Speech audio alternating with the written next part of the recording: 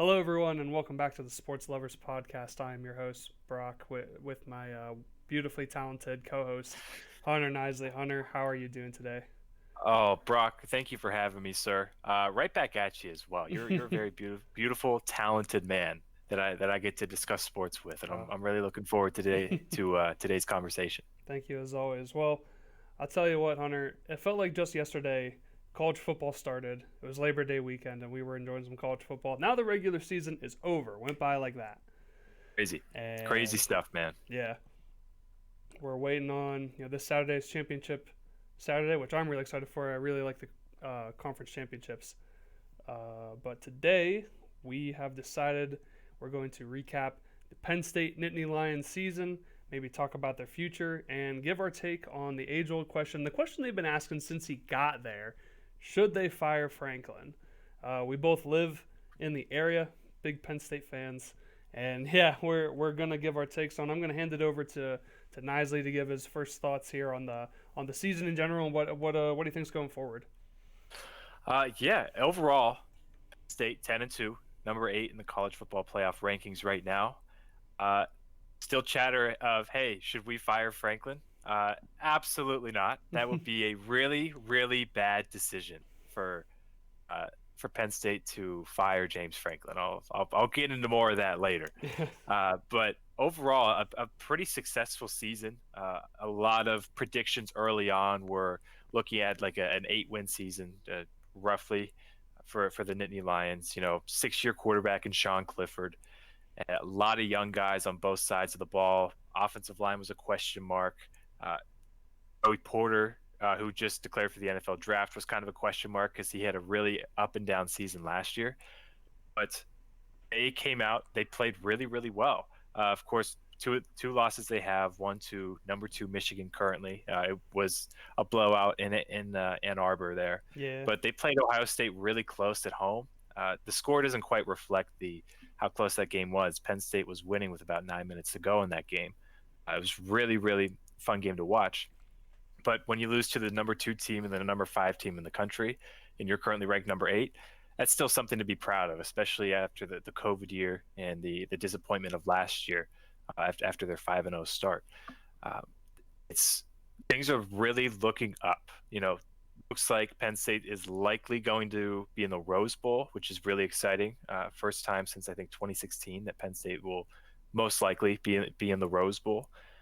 They have Drew Alar, their 5-star quarterback, who should be starting next year as long as everything goes correctly and everything goes well.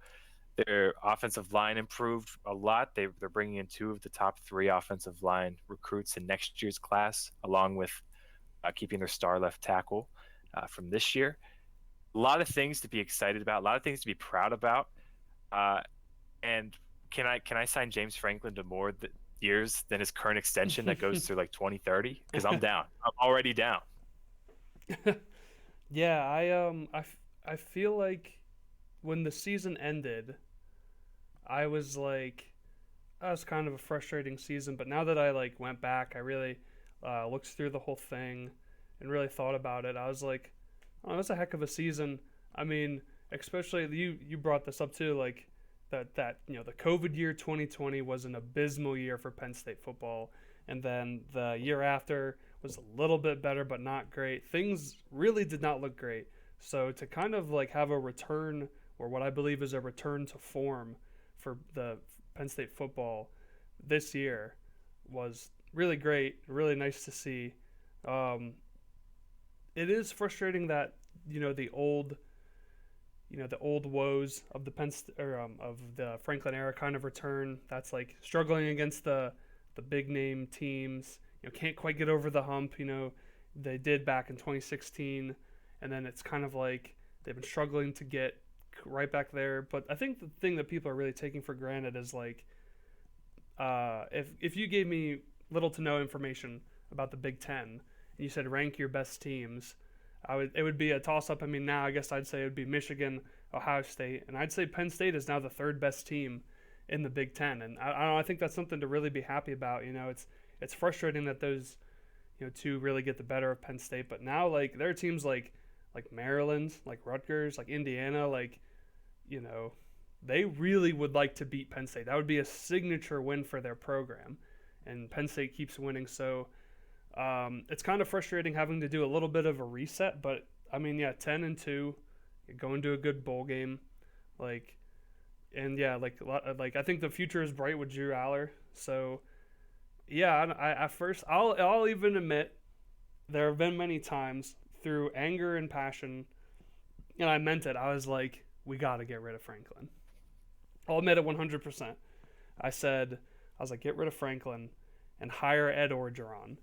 All right, might be a little bit of a fish out of water, but I think you could. They might make it work. But now I just feel like, he's made such a good culture. He's got all these good players coming in, and there's, you just got to give it a little bit more time. I mean, this is what, his ninth year at Penn State. I think so. He's 9 years. he's 77-36 at Penn State. He's still like a relatively new, like, head coach. Like, he only coached a few years at Vanderbilt. Like, his overall record is 101 and 51. That's like his combined record. So, I mean, that COVID year really hit a lot of programs hard, and so I think that to be 10-2 right now, with again, two frustrating losses, but I mean, I think there's hope for the future. So I definitely Absolutely. say, yeah, keep Franklin around. I remember talking to people week one, and I was like, yeah, Penn State will beat Purdue. And I talked to multiple people, and they said, Franklin gives us no reason to think we'll win this game. I'm like, come on, man, like, this is Purdue. I mean, now, to be fair, Purdue ended up, they're in the Big Ten championship now. So, congratulations to them. That's like the first time since, they had Drew Brees. Like, Drew Brees' senior year at Purdue, they went to the Big Ten championship.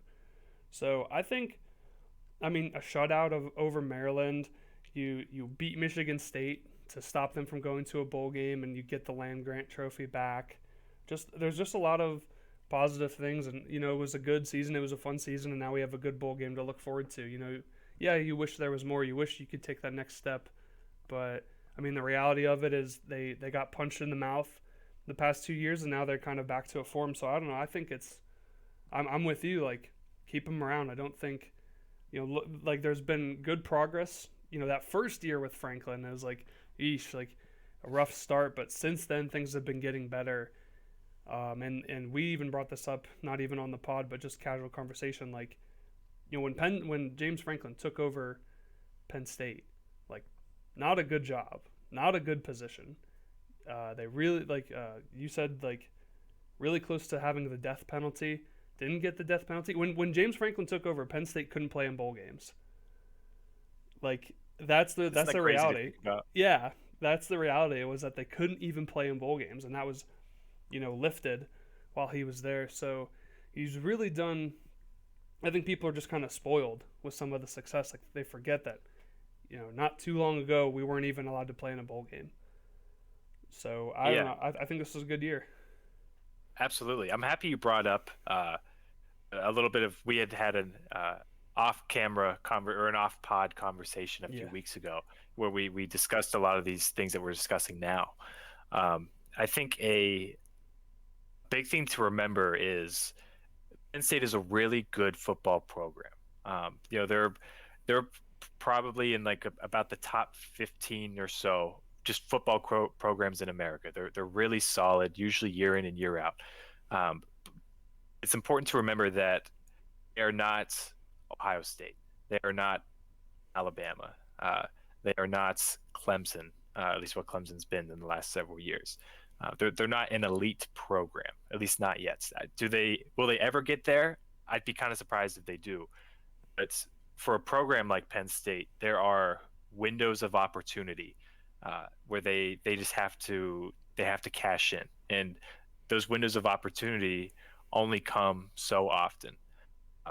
For Penn State's sake, 2016, 2017 was really their real window of opportunity to compete and to go to a college football playoff, and they didn't quite get it done. Now, coming into 2016, it wasn't really.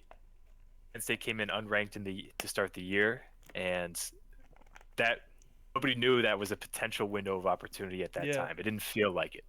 But it ended up being part of that window, and they're just now entering their next window. And I think you could say this year was maybe the beginning of it because they showed that, they have the talent and that they are right on the edge of being right there with the big guys like Ohio State, like Michigan. Uh, in these next 2 years with Drew Alar and the recruits they have coming in, this is going to be their opportunity. If they don't cash in now, you can't say for sure when the next one will be. It could be immediately following this current window. It could be in 10 years after that. Uh, so it's really important for a program like Penn State to really go all in, buy into everything right now these next 2 years, because after these next 2 years, anything can happen. You never know. I didn't think Penn State would start 0-5 in 2020. Now the circumstances were, of course, weird because it was the COVID year, uh, but you never know what could happen. Injuries can strike at any time. With the transfer portal, anything can happen with that. NIL, it's really every year's kind of a wild card almost, and you have to really take advantage of the opportunities you get. And this is their best opportunity in a very long time, I think, these next couple of years. Yeah, that 2016 season, like that was a 2-2 start. Like a loss on the road to Pitt, a loss on the road to Michigan, and things people were not happy. It was I was pretty worried as a fan, that schedule, and they got harder week to week, but they found a way to win those games and win the win the Big Ten championship. And I will admit, like we kind of brought this up before, like there has been some frustrating moments where Penn State is winning with 9 minutes left, if however many minutes left, and they a game they should be able to close out and they can't. I'm wearing my Rose Bowl sweatshirt from a few years ago where it was the same thing. And no disrespect to programs like USC and Ohio State, like they fought their way back, and that is to be admired. But as a coach, from a fan perspective, it's like, man, you can't keep giving up these leads. Like that's just been the most frustrating thing, is getting over the hump for that. But to be fair in James Franklin's in his defense, I'm sure when they hired Franklin, or when you hire a coach at any school, they say, can you beat our rival? When they hired Ryan Day at Ohio State, they said, are you going to be able to beat Michigan and Penn State? Like that's what is expected. So people are mad that Franklin can't beat Ohio State. Who else can beat Ohio State? They've lost like 4 conference games in the past however many years. They've only lost like 8+ games in the Urban Meyer era, and most of those were to like maybe in the college football playoffs. So I don't know. I feel like people act like, oh, anyone can just do it. It's like Michigan just won. I have this on my phone right now. Here's a few stats. Michigan beats Ohio State in Ohio State. The last time that happened was November 18th of 2000. Okay, Ryan Day was the starting quarterback at the University of New Hampshire under coach Chip Kelly. Jim Harbaugh was playing for the San Diego Chargers. Tom Brady wasn't even in the NFL yet. And CJ Stroud wasn't even born. So, yes, they had some chances to win. In 2017, a frustrating loss, Penn State at Ohio State. But, dude, like, Ohio State has been a powerhouse, just a legendary program from, the early 2000s to now, even, before that. So, I just think, like, it's frustrating, but don't act like the next guy over is just doing it easy. Like, there have been some competitive games. There's been some, a better look. A lot of people, hey, what do people say Ohio State's best win this year is? It was at Penn State. So, look, I think there's a lot of things to be positive about. I think there's still some frustrating things like, James Franklin doesn't have a great record coming out of the bye week, but he's still like, there's still a little bit of that new coach kind of figuring it out in the COVID year. Like, so to have this season to kind of settle things down a bit has been very nice. So yeah, I putting all that in perspective, I think you've got a pretty good program, and you can keep them around. Yeah, I mean, like you said, there's definitely some frustrations, and rightfully so, with whether it's some clock management or just overall game management on James Franklin's end. And as fans, of course, you have the right to be upset about some of that stuff because you're very passionate. You want to win, of course. You want to win every game that you play. But you bringing up, this was Michigan's first win at Ohio State in 22 years, and Michigan is thought of as I think rightfully so, the better overall program right now, at least, compared to Penn State. Um, but it's hard to beat Ohio State, and Mm-hmm. you know, it's not often. When was the last? I don't even know off the top of my head the last time Ohio State didn't have double-digit wins in a season. I don't know off the top of my I head, couldn't but tell. it's Yeah, I it's couldn't tell very you. rare. I couldn't tell you. It's not often, No. uh, and of course, we all have the right to be frustrated, but I think it's important to celebrate and understand that Penn State football is in a really good position right now, and it's in its best position in years, probably since before in the mid 2000s. Is probably the last time Penn State was in this good of a position, Mm-hmm. and I think it's important that we recognize that and we understand that James Franklin is, although many people will disagree with, at least with me and with you right now, uh, he's doing a good job and he is the right man for this position right now. And I don't think there's any question about that. And it's important to stick with him and what he's built. And, if in the next 2 years, if Penn State has, crushing fourth quarter losses after being up 2 possessions again, okay, Yeah. maybe it's time to talk about something. It's hard to get to that position to begin with. Mm-hmm. I still think it's important to cherish that and to celebrate the good things of this program too. But it's really going to come down to these next couple of years and how Penn State plays and how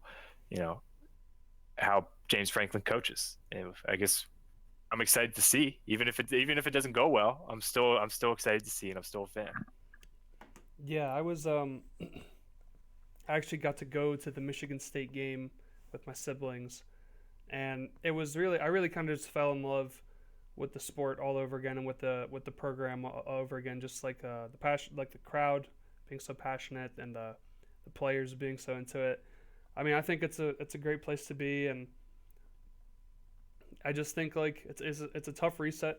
You don't want to accept that it's not rebuilding, but just getting your bearings again. Um, I just think, and there's things like he's overall Franklin is 5-5 in bowl games, but he's 3-4 in bowl games with Penn State. Like, so that's frustrating too, not being able to keep his team ready later into the season. So yeah, I get it, and even like that second season of him being there. Remember they lost to Temple, and it was like the first time Penn State had lost to Temple since like World War II or something like that. Yeah, really long time. So Temple was good that year though. Yeah, they ended up being ranked, and I think they won the championship.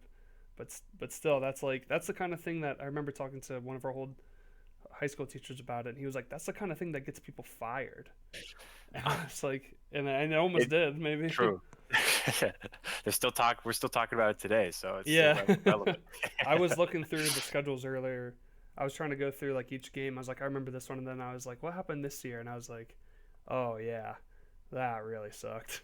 that was not a fun time. Looking ahead, I don't know if they have the full schedule here. Maybe I can bring it up. But next year, I know next year there's a big start of the season. Maybe not the first game, but early in the season, Penn State plays West Virginia. That's correct. Yes. Which I think that'll be a really fun game. Yeah, let me take a peek. I don't know if that's at home or if that is at West Virginia. I believe it's a home and home, and I think next year it's in Beaver Stadium. But I think that'll be fun. I think West Virginia, they're similar to Penn State. I mean, a little bit smaller, but I think they're similar to Penn State. And when West Virginia had Will Greer, like they felt like they could do anything. They had this great time with Will Greer, and West Virginia was doing well. Now, now that that's done, West Virginia's kind of irrelevant now. Losing season this year, and I felt like, there's programs like West Virginia that Penn State could have just as easily ended up being the same thing, just kind of falling back into a rut and not continuing to have these double-digit win seasons like Penn State has had. Yeah, yeah. Take a look at Texas A&M this year. Yeah. It's been a really rough go of it for them. Didn't qualify for a bowl game. They were a top 5 or top 10 preseason ranked team, and they just fell apart. And it is kind of, look at USC before this year, which is years of mediocrity since they lost the national championship game to Texas. I think people really take it for granted how a simple coaching change can just it could go the wrong way. Look at Florida. Mm-hmm. Florida's been rough for several years, since the Tim Tebow years, for the most part. Um, it's not the grass is not always greener, I would say, even though people like to think it is sometimes. Whenever you are winning 10 games a year, look at Wisconsin. Wisconsin the last few years has been down after their coaching change. They just fired their coach this year. They just hired Luke Fickell from Cincinnati. It's a lot. I did pull up their schedule though for next year. It is to open the season. It is a home game against West Virginia. Oh man, that's gonna be nice. And then they still have Iowa at home early in the year as well. They open Big Ten play at Illinois. Their bye week is after the Northwestern game, and after their bye week they play UMass. We had mentioned the bye week struggles at Penn State for some reason. 2 weeks to prepare doesn't seem to work out for Penn State football, but they will come into after the bye and play UMass, and that's when they get into there will be at Ohio State, and then eventually they'll be home against Michigan and so forth. So it's certainly, I mean, I'm sure they found a way to schedule that bye week a very particular way. Let's boost those numbers. Boost those numbers. We're going to play UMass to open up after the bye week, and that way if they do struggle, at least it's against UMass, and they'll probably be okay. Yeah, but certainly some game planning there from Penn State University and James Franklin. Yeah, I think that's a good point though with those other schools like Wisconsin, and we brought this up before, like Nebraska. Like there's a ton of coaching changes, and Nebraska, they thought for sure Scott Frost was going to work out, and it didn't work out. All these schools. So part of me just kind of feels like, well, we just had a 10-win season. Looks pretty good for the future. Maybe we just stick with our guy right now, like just getting our bearings back. Not even like Nebraska's rebuilding. Wisconsin is rebuilding. All these teams just have to get ready for their new coaches. Meanwhile, we're kind of getting the sails back together, head right in the right direction. So yeah, I don't really see, and it's like, man, 10-2 season. Oh, fire the head coach, like ridiculous. Like it is kind of ridiculous. They're gonna finish in the top 10 most likely, and people are still unhappy. Yeah, and it is something. We're very spoiled fans, I must say. Do you think? So if Penn State, okay, I remember what I was gonna say. And like the whiteout is a good game. I've had some controversial takes on it before, but I think like I don't want to say it was a fluke. I don't think that's fair. But the year Penn State beat Ohio State in the whiteout, great game, great atmosphere, and then they went to the Big Ten championship. People kind of forget that year that like it came down to Ohio State beating Michigan so that Penn State could get in. And in that game, I feel like no one really brings this up. Maybe I'm just making this up, but I could swear in that game there's a controversial fourth down call where the Michigan guy had the ball and he fell on the first down line, and they said that he didn't get over, and that was a controversial call to help Ohio State win. And again, I don't want to say it was a fluke, but like to get to a conference championship, to do all these things, it's not easy. People, only certain programs in the country have like this incredible like talent to come in and help them.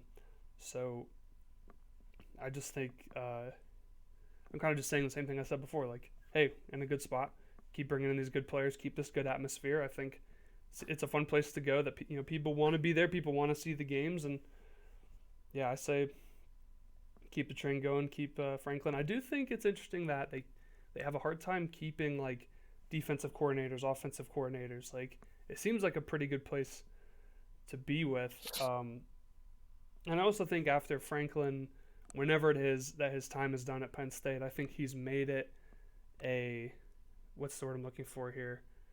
He's made it a good job. Someone would want to take over that job. Sure. At least to Yeah, me. it's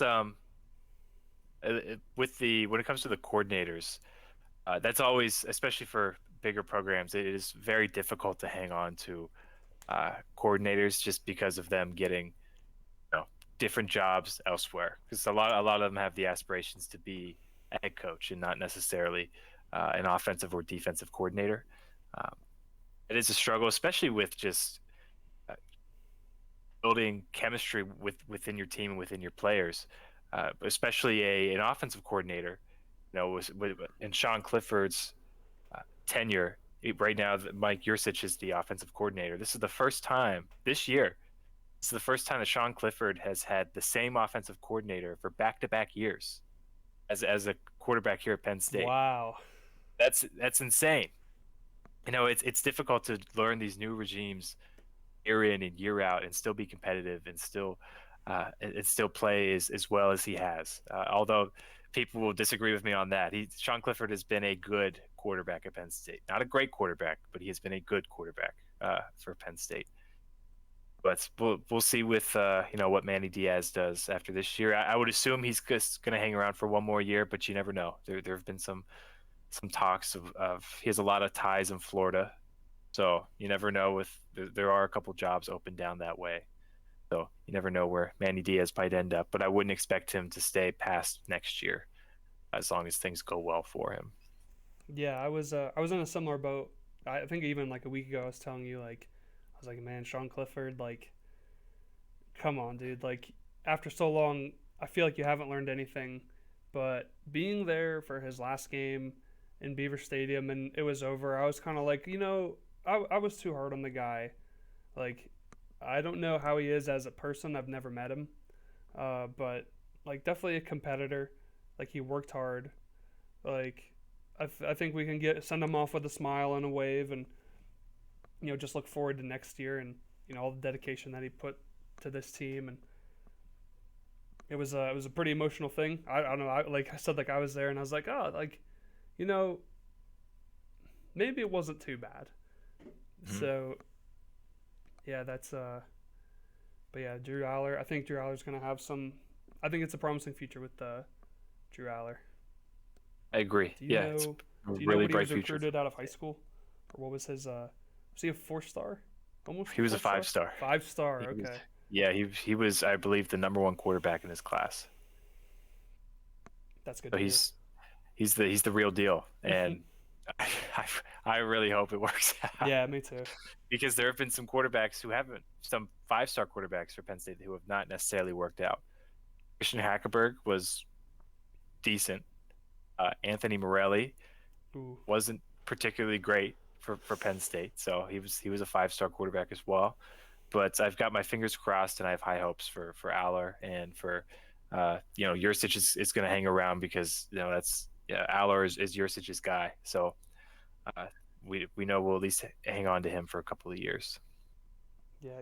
I meant to bring this up earlier, but you talked about how like SC with like a lot of mediocrity. Like they had that good year when they played Penn State in the Rose Bowl, but like that was Sam Darnold against Trace McSorley.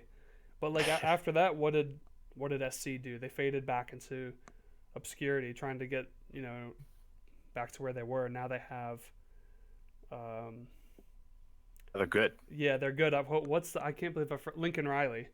Get They got right, Lincoln yeah. Riley, and they pulled that entire team from Oklahoma over to SC. So I mean that's nice that they bought a whole team. But hey, it worked. It worked for them. They're in the college football playoff right now if they win. You see what happens when you hire a good coach? Good things happen. Hmm. Uh, Hey, James Franklin for years was rumored to be the next USC head coach, and That's it didn't end right. up ever being true. But that was the offseason talk for much of the last 3, 4, 5 years of Penn Yeah. State football. Is James Franklin staying? Is he going to USC? What's going Yeah. to happen? But then they ended up getting Lincoln Riley, and I think they're pretty happy about that. Yeah. Well, now it's like let's say just out of nowhere, just complete like awful news. Like they say Franklin has been fired.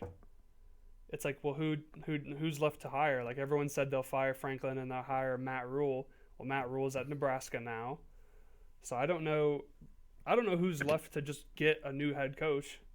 Yeah, between Rule, that was a popular name. Fickle was also a popular Yeah. name, who's now at Wisconsin. Mhm. Of course, Rule being a local guy, went to Penn State, went to high school in the area as well. So that was for a long time, has been very popular. Yeah. Even a long time ago, even Urban Meyer was a Yes. talk of the town, because he had some family ties in the area, and he had a good relationship with Joe Paterno. Um, so there were talks of that a long time ago too. Uh, and then we hired James Franklin instead, and things have been pretty good. I don't know who they would hire at this point. I think the names that at least most fans would want are already taken, and you're not going to pull a Lincoln Riley or anything like that from anywhere to come to Penn State, or at least not right now. Yeah. Seems like everyone's pretty locked in, but hey, I say they could still hire Urban Meyer. He's just an analyst right now. They're talking about him going back to coaching.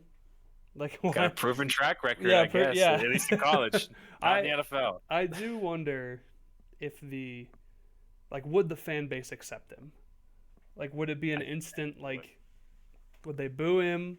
Would they support him? Like I don't know. Like that would be so interesting. I think fans would be kind of pissed off for like a month, and then whenever they first game that Urban Meyer would come in and he'd win like 65-10, they'd be like, okay, I Yeah. like Urban Meyer. They like they'd walk out the tunnel and there'd be the reaction, just people kind of watching, like, yeah, yeah, and then after 3 games, look pretty good. They'd be like, Yeah, they'd be hey, like, you know what, hey, this Urban guy's all Meyer, right. so he's okay. Maybe I hated him for most of my life, but now that he's here, he's okay. Yes, sir, exactly. I think that's about all I had to say for Penn State football. Who do you think? Do you know much about like the bowl stuff? Like like how do they decide who plays in what bowl? Do you know much about that? I know there's some automatic bids for a lot of bowls, and for uh, with the playoff, it can make it a little bit confusing because a team that may have had an automatic bid to a particular bowl, if they're in the playoff, obviously they're not going to that other bowl. Yeah. So a lot of times it'll come down to like team a runner up in the conference or the next highest ranked team. I know there's been a lot of talks about the Rose Bowl with whether it's going to be Penn State or Ohio State if Ohio State does not make the college football playoff. From the sounds of it, it sounds like Ohio State would go to the Orange Bowl and Penn State would go to the Rose Bowl if Ohio State is not in the playoff, which right now I'd say is the likely scenario. But of course, you never know with championship weekend. Um, but it is a little confusing. I know sometimes the athletic directors get involved. They kind of make their own pitch to the bowls to say like, hey, we deserve to go instead of this other team. It's a little messy, but at least as of right now, Rose Bowl for Penn State and Orange Bowl for Ohio State if everything holds up the way it is. But I believe we find out officially on December 4th is when we'll know for sure where Alrighty. everybody's going. Nice. I was kind of going back on my 12 team playoff opinion, where I was really excited for it, and I still kind of am, but I do feel like bowl season is slowly gonna fade into obscurity, which I think is too bad. I think the fun thing about college basketball is that you get to the tournament and it's like Virginia is playing Stony Brook, or UCLA is playing UAB, or teams like that really get it, like Georgia State or something, get a chance to shine and have a chance to run for like a championship or just get some good TV time. And I think that's the fun thing about bowl games is sometimes you see these like I don't know, North Carolina A&M or something like that. A team like that gets a fun bowl game and you get to learn about a school maybe you've never heard about. So I think it's too bad that more and more of these bowl games will kind of fade out and we'll only focus on those 12 teams, even though I think a 12 team playoff would be really helpful for Penn State in general. Yeah, bowl games are certainly kind of being pushed to the side. who knows in 10 years, who knows if we even have bowl games, Yeah. especially with a 12-team playoff, which is slated for likely 2024, maybe 2026. It's kind of like up in the air at the moment. Um, but yeah, bowl games they bring in money for a lot of schools, and they bring in just a lot of coverage because they're going to be on ESPN or one of the ESPN channels, and people are going to watch them. And like you said, you're going to learn about this university, about this team, about their season and things. And it's certainly a lot of fun. And it is kind of a shame that it is going to the wayside, but uh, it's still going to be it's a 12-team playoff on the horizon. It's still going to be pretty fun too, especially with there's going to be at least a minimum of one non-Power 5 team each year uh, in the 12-team playoff. So that'll be cool too. And some years there might be two or three of them in there as well. You never know. Yeah. So at least we'll still keep a little bit of it's not just you watching Alabama's and Clemson's and Georgia's and so on. You're going to get some teams like the highest rated team, non-Power 5 team right now is Tulane. UCF is pretty much the winner of Tulane or UCF would have made the 12-team playoff this Yeah. year. Um, so there is at least still a little bit of charm there, but it is disappointing that bowls are just likely maybe not even a thing sooner rather than later. Yeah. And with, the big name players, or some of the big name players, are skipping out on their school's bowl game just to go to the NFL. I think the player you brought up earlier, I saw it earlier today for Penn State, said he declared for the draft and will be skipping the bowl game, which Joey Porter Jr. yeah, which like I've always flipped my opinion. At first I was like, "Oh, how could you like do that to your teammates?" But then I've seen there have been players that they get injured in that bowl game and they aren't the same, or they don't get to play in the NFL, and then that's a real shame. So and also before NIL, guys were just playing, they're playing for the team, it's playing for a bowl game win, but like it's one of those things like, yeah, screw the NCAA, just get out of there and help yourself out. But now that there's NIL, I think it's a little bit better to play. But yeah, it's a real mixed bag. But generally, I like bowl season. I like seeing the teams who don't play each other often. I realized earlier today that last year when Penn State played Arkansas, that was the first time that they had ever played each other. Was Yeah. in that bowl game, and so that's really cool. I guess like maybe with the 12-team playoff, we'll see some more of that, and also with 12 teams, like it was going to happen no matter what. So I guess they just skip right to 12 teams, but. Yeah, I just wish there was a better way for bowl season to survive, personally. Yeah, it is a lot of fun, but I guess we'll see. I'm sure this has been discussed a lot between the playoff committee and what exactly is this going to do to bowl season for a lot of these teams. But I guess we'll see, and we'll hopefully no matter what we'll get entertaining and fun games, regardless if there's bowls or not. Yeah. Well, alrighty, that's about all I got. Let me check my notes here. Yeah, just like I said, Franklin, Penn State, like good coach, good program. I think they should have at least one more Big Ten championship, but that's in the past now. But I think just nothing but positive things to look forward to. That's about all I have to say on Penn State. Unless you had anything else.